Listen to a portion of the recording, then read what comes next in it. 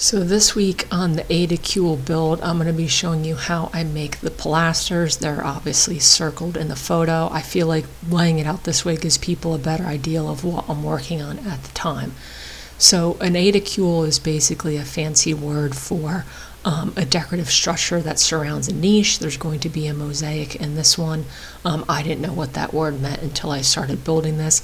And these are the pilasters I'm working on. I might also call those columns because people commonly refer to them as columns as well. And you could see that they sit on top of the sill, but they also go into the niche.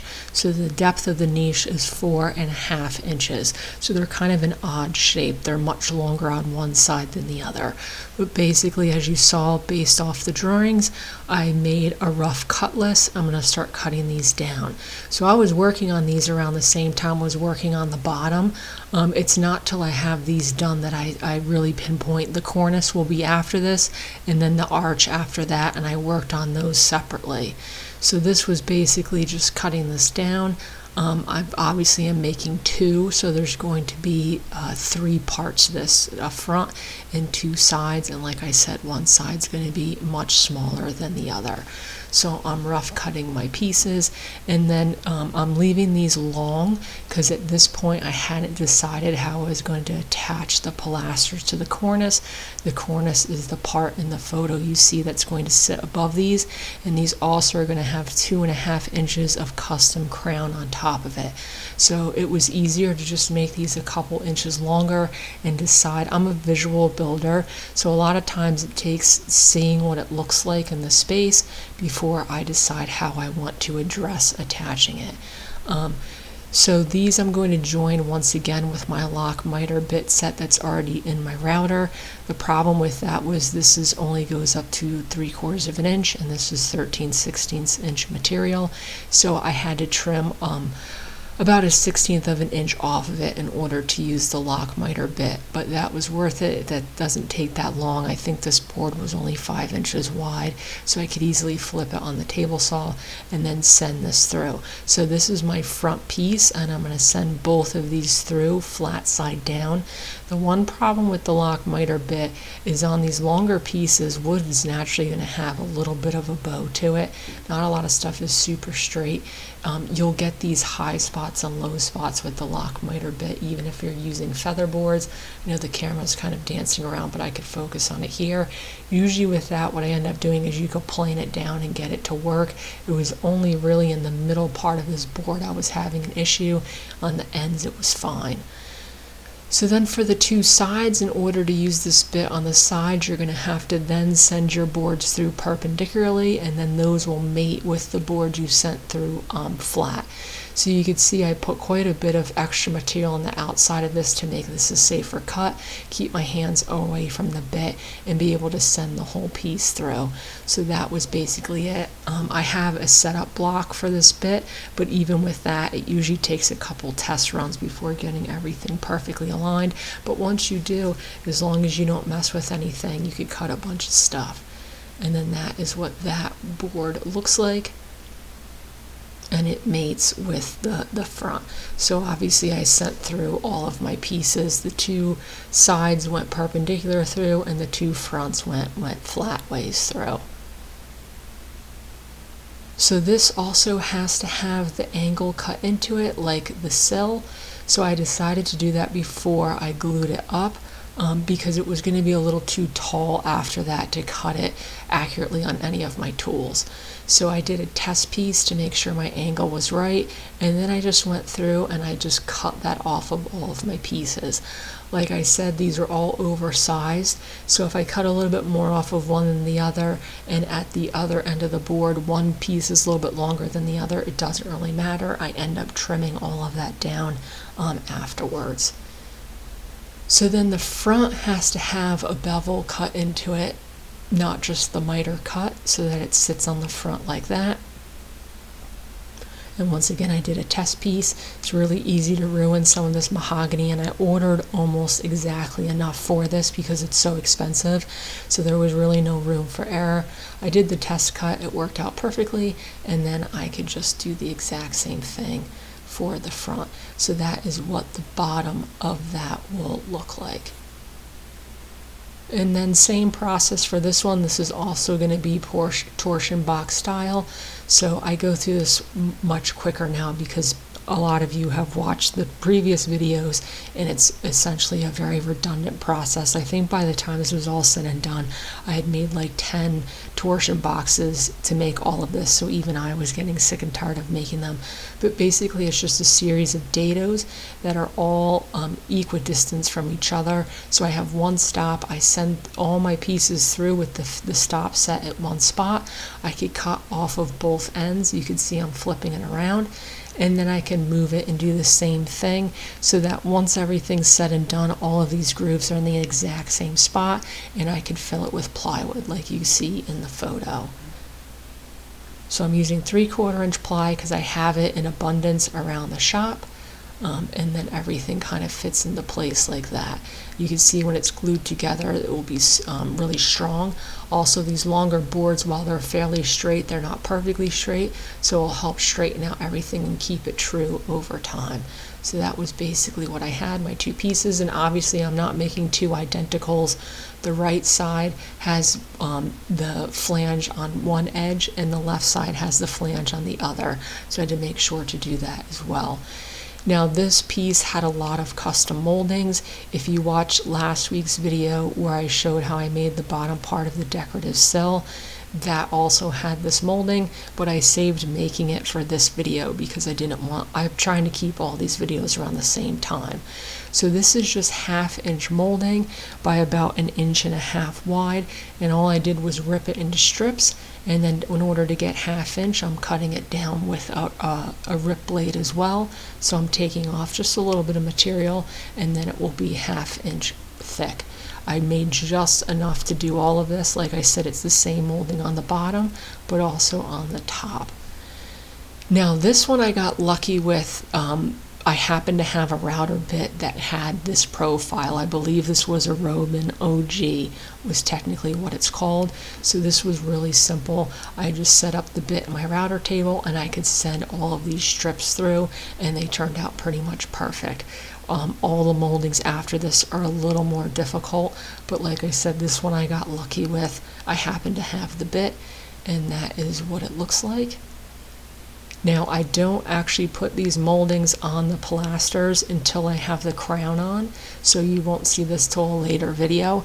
But like I said, I wanted this around because one of the problems with this build was there was a lot of dimensions that were added later, so it was constantly a matter of subtracting in your head depths and adding thicknesses in your head. So this had to be 5.5, but I only made it 5 inches because of the trim on the front. So that last clip was I cut all my pieces oversized, so I was just trimming them down, and then I'm putting a rabbet on the short side. This is going to get a backer, but I had to do it a little more cleverly than I have in the past because one side's longer than the other. So the short side's going to get a rabbet. Pretty simple. I have the sacrificial fence in there. There's the rabbet. And then the long side, you could see I didn't get footage of it, but I just cut a groove down the middle at the same height. All of my plywood pieces were a little too long at this point, and I just trimmed those down and put them back in place. So then for the backer, I'm using very thin material. Like I said, I was already using quite a bit of material for this. And the backers are basically just to protect this from water getting in. They don't have to be super thick. So I ripped this down. I believe my measurements were about 1/4 inch. So I ripped this down into 1/4 inch, and then I could cut it. And you can see I got 2 pieces out of 1 piece of mahogany, and then I can just add that to the backer.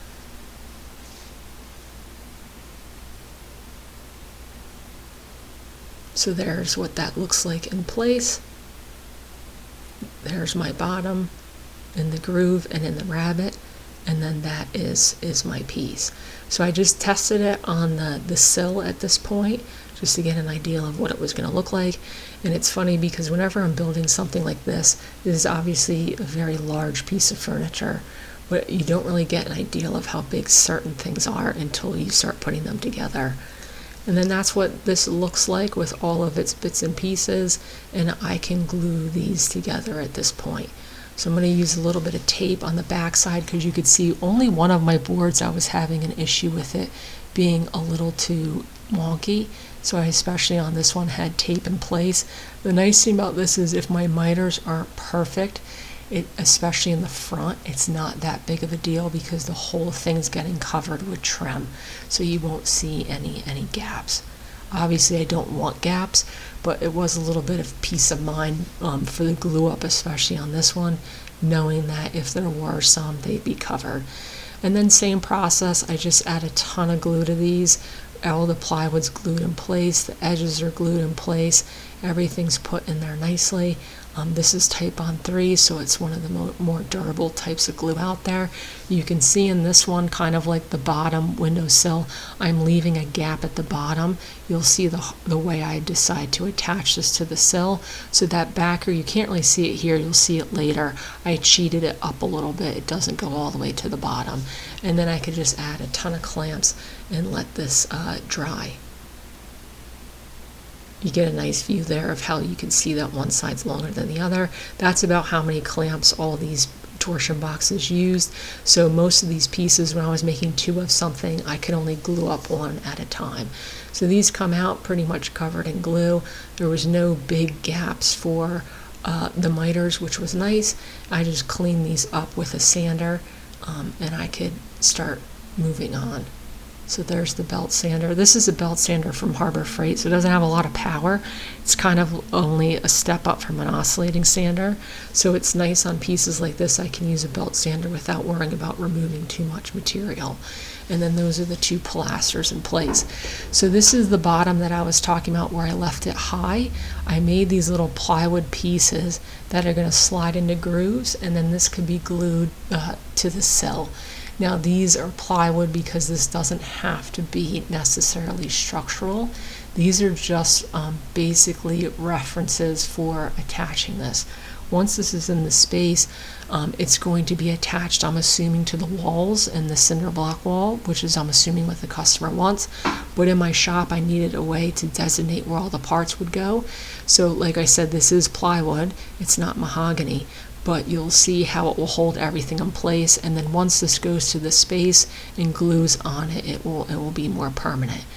So all I did for this process was, you saw I made that little piece of plywood with about a 3/4 inch dado rabbets on the side, and I have the slot cutting bit. I just cut a slot off of the entire inside of this piece.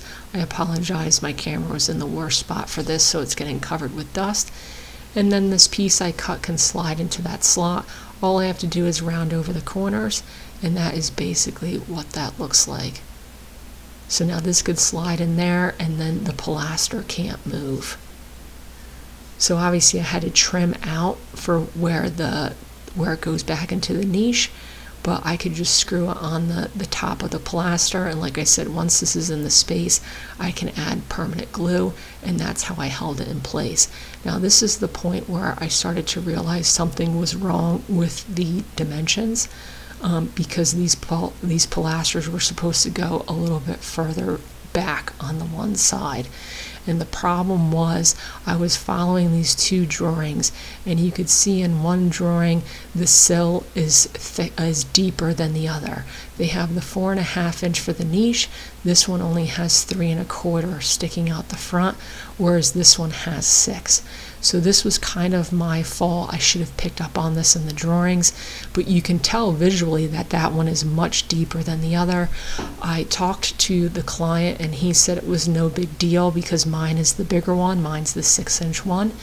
And it was fine if there was going to be more of an overhang. The problem is, and you'll see in a later video, that ended up not working with attaching the cornice, and you'll see how I deal with that. But that was a little bit of a nightmare at first, but like I said, he was fine with it being the size I made it. And like I said, it was kind of my fault. I should have picked up on it as I was looking at it. But for those drawings, I was pulling different dimensions off of different pictures was basically the issue. So now on the side I'm working on the engaged pilasters, and you could see by these boards, these have been sitting around my shop for months, that they're starting to bow a little bit. And this is a good example of why I decided to spend the time to do the torsion boxes, especially with these going outside. All these pieces have to be flat so they sit against the wall flat. And if they're not, you're going to have a lot of problems down the road. So these torsion boxes are what's going to keep everything flat. So like I said, this is the engaged pilaster. I didn't know what that was before I started building this. Essentially the difference is this is basically a buttress for the pilaster, and it's usually attached to the wall. So this one's going to sit right on top of the brick, whereas the other one in the photo, you could see it kind of sits outside of the brick and goes into the niche. So these were, I believe, supposed to be 1 inch and 1/8 thick. Instead of laminating pieces, like I said, I still decided to do the torsion boxes for these, just because, as I said, this lumber had been sitting around the shop. It was starting to bow a little bit, so I especially wanted it to stay flat, and the best way to do that is to build them like this. These were also quite small. I made these pretty quickly. At this point, I've been doing quite a bunch of them. I'm not going to film it on the radial arm saw. I feel like at this point, if you're watching these videos, you get the gist of how I'm making these torsion boxes. You can see it's basically just a sandwich with these plywood pieces in the middle and hardwood sides and edges. So once I had all that, I could just glue this together. Once again, I made these oversized as well, and I can only glue up one at a time. And then these, like I said, will go against the pilaster.